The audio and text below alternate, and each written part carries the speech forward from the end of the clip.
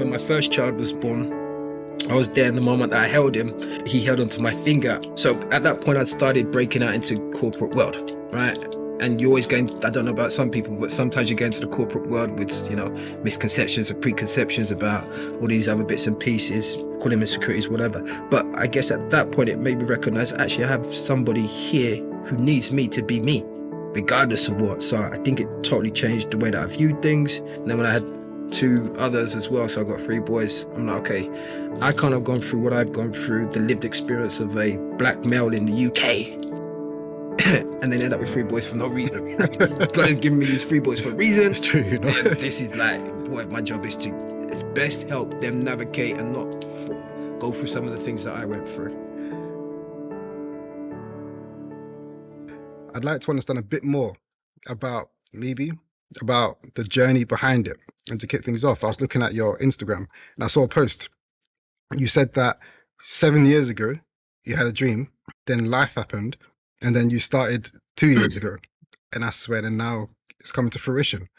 What was that dream 7 years ago? So 7 years ago, so just to give you a little bit of background, so I have 3 boys.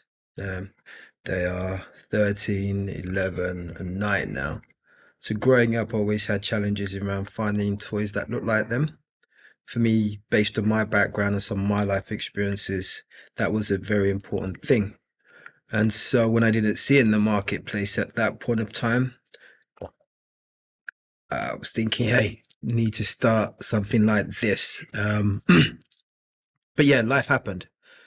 So I had some life challenges to deal with and stuff. And then, yeah, at the end of that process, even though I didn't have the means or all the other bits and pieces, I felt very inspired again to pick it up, to pick up the dream again.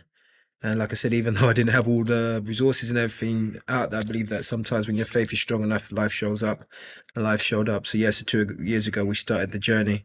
And we only released it to market properly in September gone, but that 2 years was spent prototyping, working, finding suppliers in China, manufacturing process, back and forth about, make this better and all of that. So yeah, so that's kind of the journey.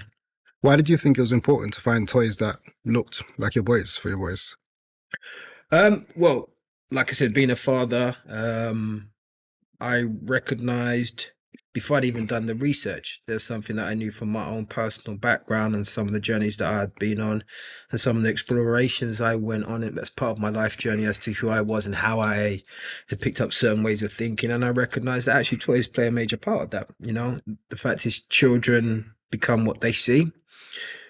The other side is when they are omitted from something, then it's like, well, okay, that's not for me. And I've never wanted to set that context for my children. So in terms of books and everything else, it's been important that they see themselves represented. And also, as we know, from Piaget, who, is meant to be the father of child development, we know the impact of toys and play and all of those things in terms of how children form their own self-identity, not only about who they are, but who they are in relation to the world.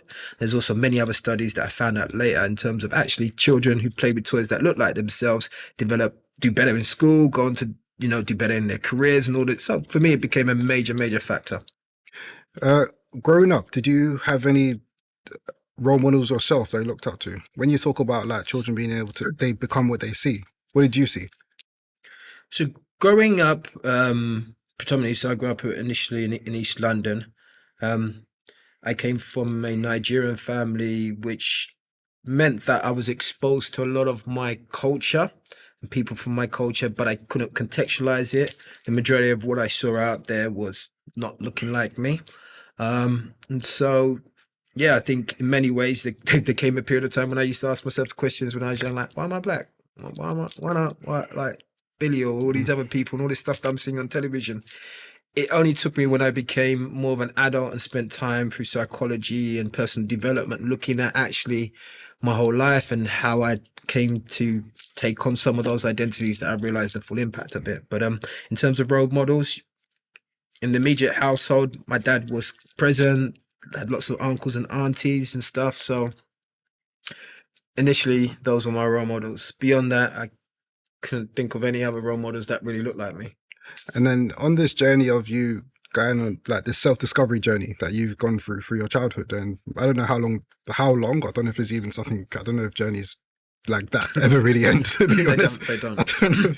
But when would you say that you started to really, or if you have, I could even say that you started to really come into yourself and start to step into your identity some more? This journey now has been, well, roughly, I mean, I'd say I've been fully on this journey now for about a good 30 years. At which point do I think that I step into myself? If I'm going to be honest, I'd say maybe in the last 3 or 4 years. Because up until then, life sometimes is about layers of onions. And just when you think you found yourself, then you find out actually that's the full self, that's the ego, that's some other form of programming that's come into it. So if I'm going to be totally honest, sometimes as I wake up, I'm still asking the question, who really am I? Who really am I? So yeah, it's an ongoing journey, to be honest. You know, when you talk about it like that, because I feel like that sometimes, but I feel like it maybe from a slightly different context. So you were born here, right? Yes, I was born here. Yeah, and you're first generation born here. Your parents were born in Nigeria? First generation Okay, born here. so it's similar to myself, but it's similar to quite a lot of people, probably all my friends actually, to be honest. It's a similar thing. And because of that, I didn't have that level of a connection with my grandparents. In fact, they were all in Ghana, so I'm Ghanaian heritage.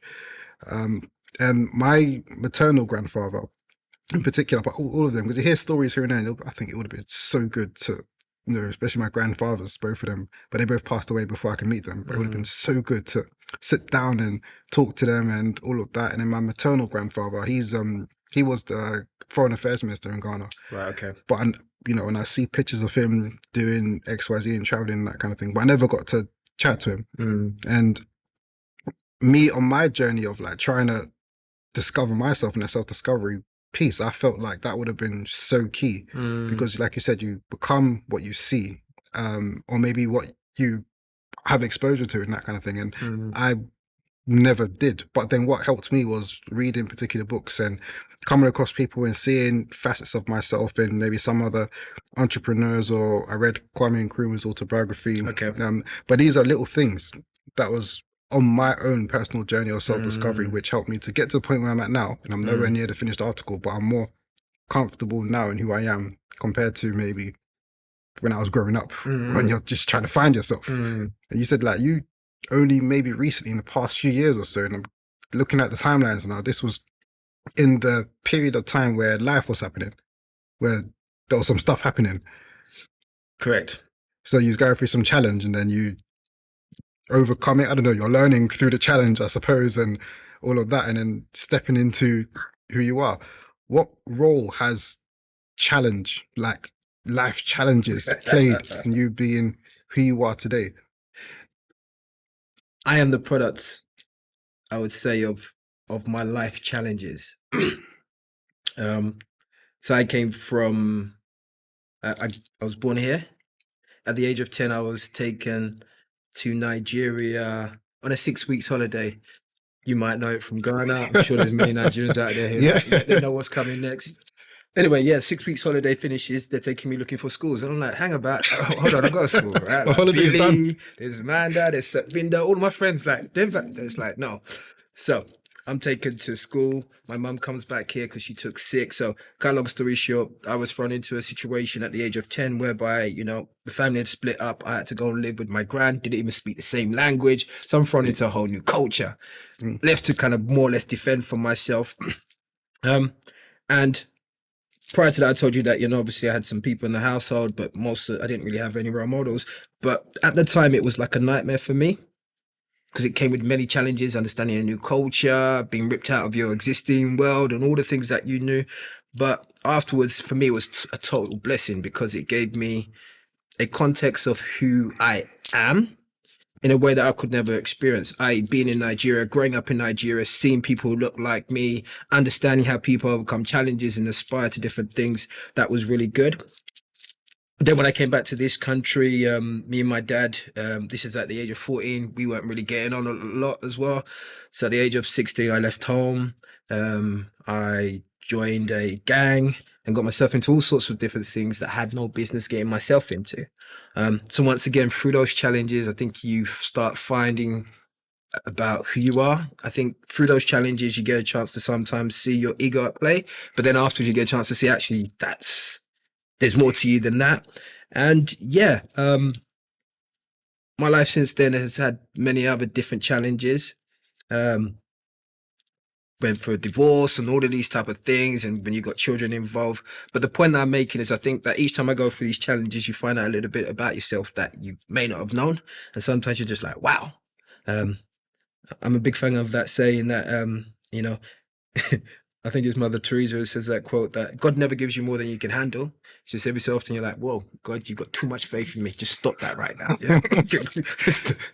No more. So yeah, I think challenges help people grow. Can you talk a bit more about when you were 16 years old? So what that the living situation was like, and also that gang situation as well. Yeah, I mean, like I said, I mean, at 16, I was back at home. By then, obviously, as a child who'd been through what I'd been through, I came with my own baggage at that stage and my own anger. And me and my dad were just used to be going off at it. And then, yeah, that point, it was easier for me to stay out than to go home. And this is why I say to a lot of people, sometimes we see these children out on road and we make complaints about them, not understanding actually for some of them, the pain of being at home is much worse than being out. And that was the situation for me. And then it's easy to gravitate and draw people who may be in similar situations, even though we may not be able to verbalize it, but the pain is the pain to hang together and, and so, yeah, I mean, that was my life for many, many years, went through many circumstances in that situation. And that changed for me at the point when somebody gave me a letter from Willie Lynch. I'm not sure if you've ever come across that letter. And tell me about the letter. So Willie Lynch was basically one of the greatest slave masters back in days of slavery. He was very notorious and famous for breaking slaves. And they used to pay for him to go to different plantations and different countries to come and use his techniques. Cut a long story short, there's a letter out there which is called Willie Lynch's letter. And it just basically talks about the different techniques that he used to break down and make slaves obedient. In there were things like, turn light skin versus dark skin, to those from the West against those in the East, those who live up in the hills against those, the plantations versus the house, old versus young. And looking at my life then, I'm like, whoa, this guy could have wrote this today. Like, this is what's going on around us. Like, wow. And so for me, that was kind of like the changing point. That, oh, so you mean in what I thought I was being a rebellious person, fighting against the system, in effect, I had just been hoodwinked into being exactly what they wanted me to be. And so at that point, I'm like, okay, cool. If that's the case, if that's what they want me to be, I'm going to 360 this and switch it up.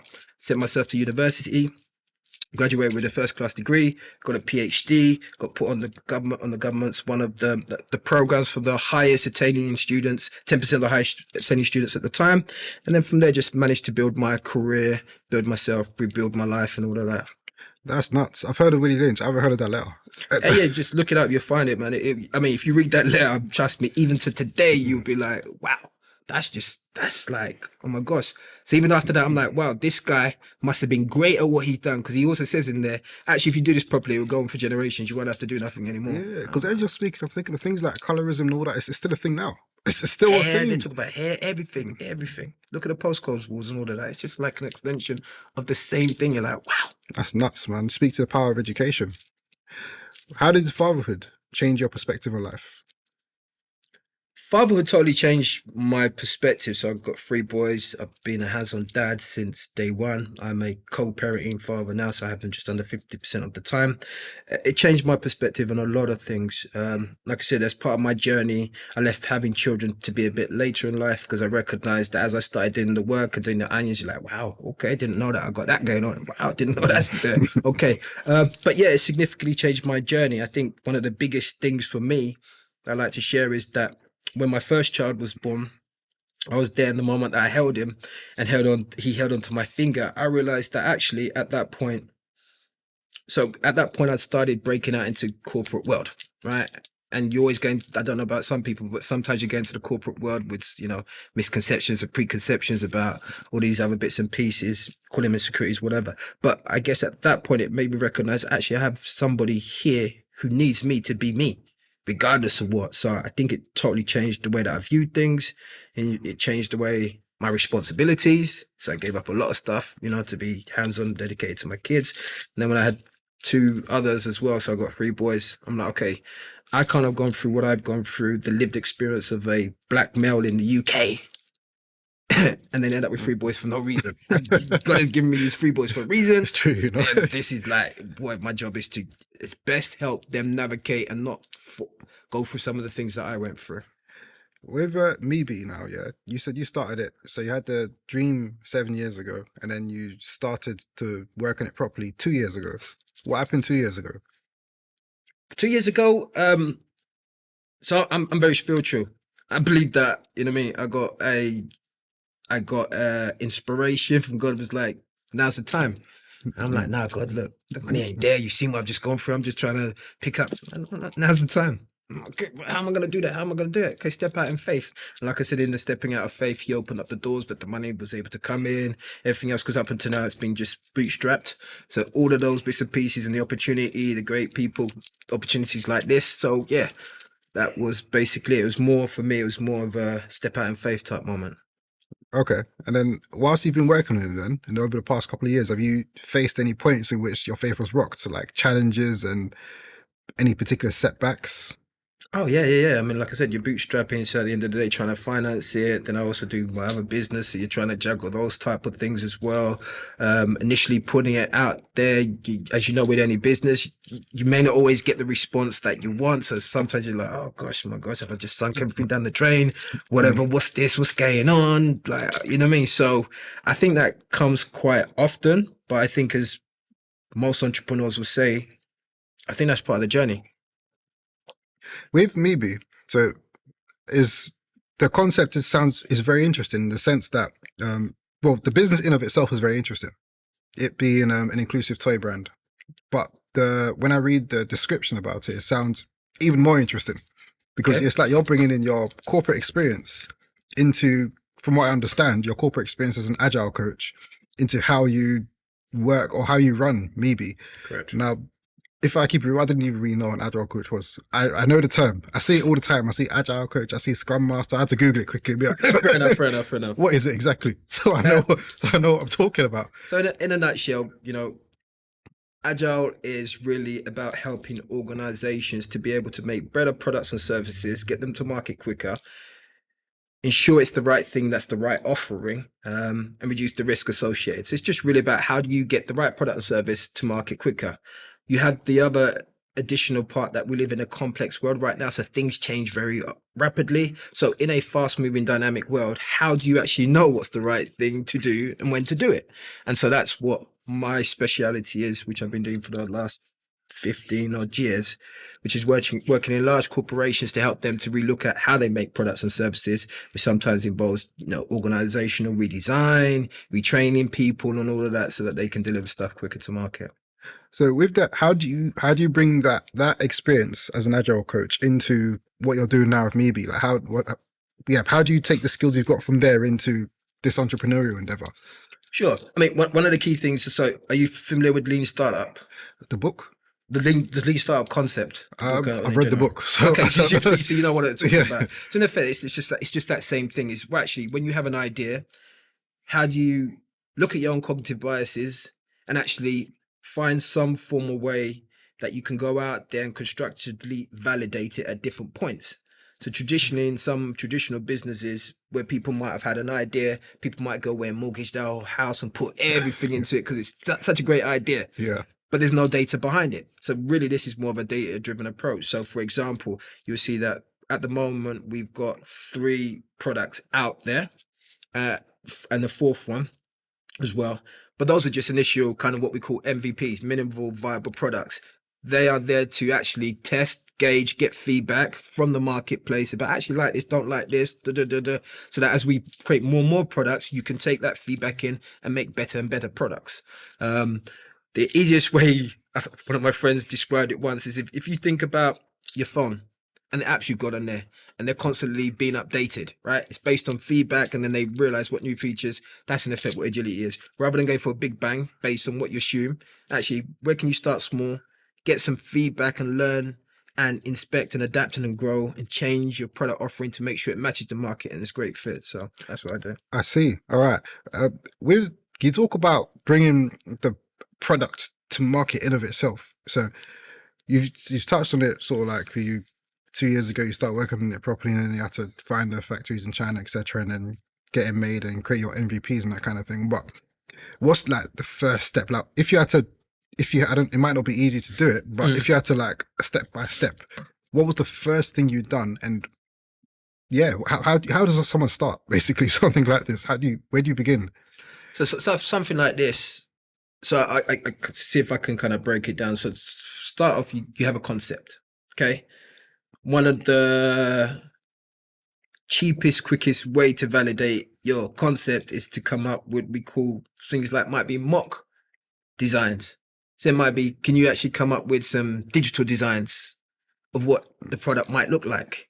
Can you then take it out into the marketplace of your target market and actually speak to some people? Hey, what do you think about this concept? Would you like it? What would you change around it? So if you think about it, what's the cost to change something digitally? Nothing, right?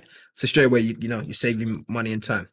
Once you get that, then it might be a case of, like we said, going to prototyping. So what you see out there now, they've been for about 3 or 4 different prototypes of digitals. Then we actually got them physically made, but individually physically made. Then you get a chance to get a feel and feedback, and then you get a chance to adapt that round. So then you go through that type of process, and even down to marketing, your marketing messaging, A/B testing. Testing actually, is this the right message? Because if you think about it, the type of product that we have, so MeBe stands for the Me I Can Be. The intention is because we recognize, or we believe, that every child should be able to see themselves in the toys that they play with. And it's easily to look at some of those things and instantly think, oh, it's just a black toy just for black people. Well, no, it's not. It's because it impacts the whole of society. My children have white friends. Those white friends, when they want to play with their toys and mimic my son, or hey, it's me and my best friend, what have they got to demonstrate that? So it has a big impact. So once again, even things like testing, how do you actually find a message which is not telling some people this is not about you, it's actually making it inviting and opening. So you have to go through many iterations of testing it out, even down to suppliers, manufacturers. You might try this one, doesn't work, that one, before you make commitments and tie yourself into to different contracts and stuff. So yeah, it can be takes a lot of mental space, so a lot. Yeah, I can imagine. And then you're doing this alongside being a parent, co-parenting, and also working as well at the same time. Correct. How were you juggling everything at the same time? That's a good question. I always ask people, don't ask me how. When I've done it, ask me how did I do it? Because to be honest, sometimes I don't know. But I mean, look, you got to do it right. My consultancy business, it's my bread and butter. So, and it's also what funds MeBe. So, got to do it. My kids, that's not a discussion point. That's like, it's got to be done. And then MeBe, I feel driven and inspired, and I believe in the vision and the impact that it can have. That's got to be done. So yeah, sometimes it's a good juggling act. Some days it's a terrible juggling act. It's on the floor. It's a mess. But hey, what can you do? Okay, great. Then in the last couple of years, then when you've been working on it and bringing it to market, iterating slowly and getting feedback and changing things here and there, have you faced any major setback or anything that you've had to overcome? Maybe it's a supplier issue or... Yeah, I mean, you've had a number of those supplier issues, people who say that they can do stuff and you pay them a chunk of the money that you don't have and they don't deliver. So, yeah, negative pushback and, demoralizing comments and all those type of things. So we've faced all of those type of challenges. Yeah, but you keep pushing through and we're still here. So, and the vision is much bigger than that. So I guess it's just, like I said, I'd like to just say it's part of the process, right? What's the goal and the vision? The goal is this. I mean, like I said, recognizing the big impact it has in terms of child development. Number one, want to be able to make it easily accessible, right? There's a couple of goals. First of all, I mean, think about the schools. Think about the hospitals. Okay, and I know people work in these environments. I know teachers said to me, actually, we've got over 75% children who are non-white. But actually, now you've mentioned it, we ain't got a single non-white toy. That's a bad thing. And then when you think about the government's every child matters policy, which is intended to make sure every children has the access to all the type of same services and all the things that are intended to make them into the best version of themselves, that's an issue. Think about the hospitals. Children are in a place whereby they need some form of comfort at the lowest, How many hospitals out there actually have multicultural toys? Think about libraries. So the intention is actually to be able to get it into all those spaces. Definitely believe that children, when they go into public spaces that offer children's services, they should all be able to see themselves. Should be just pretty standard. And then the next end goal is obviously to get into some departmental stores and places like that and just make it easier. Part of the reason why I started this journey was because, like I said, when they were growing up, it was a nightmare to find stuff. In fact, if I did find some toys that are black toys or were meant to represent black, I'm like, really? Nah, I'd rather they don't have nothing. And like I said, I went for a period of time where I used to just buy them animals or fantasy type things. It's like, I don't worry about it. You can never be a draft, son. It's okay. Don't be intimidated by it. But yeah, so I think that's kind of driven that. And what's the feedback been from, like, particularly from the children, your children and other children who have interacted and come across the products you have? The feedback has been great. I mean, my boys, I'm building a company with them. They've been the main focus group initially, so they're the ones, I don't like that, Dad, oh, that's not good, or why don't you put that on there? Okay, cool.